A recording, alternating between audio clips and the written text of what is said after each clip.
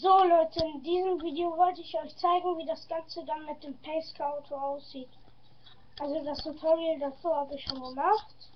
Ich will nur zeigen jetzt auf der vollen Bahn, wie das dann aussieht. Ja, kurz die Bahn zeigen hier.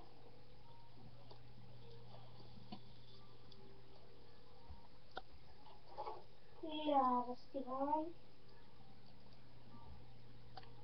Okay, hier ist das Pacecar-Auto.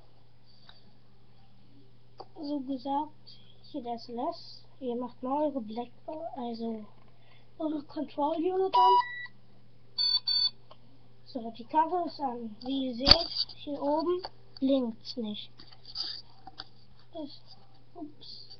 So, jetzt sieht man's. Hier oben blinkt's jetzt nicht. Das liegt daran, weil es ein Pacecar-Mode ist. Jetzt drückt ihr einfach auf Pacecar und ja, dann ist er an und dann fährt er raus.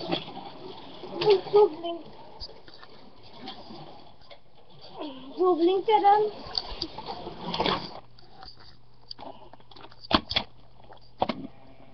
So würde er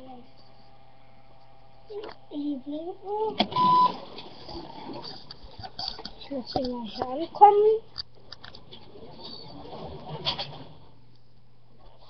Verdammt. Ich leg euch mal kurz weg. So, da kommt er. Verdammt. Der hat das Kabel nicht. Okay, Leute, das war dann der Pacecar, wie es aussieht.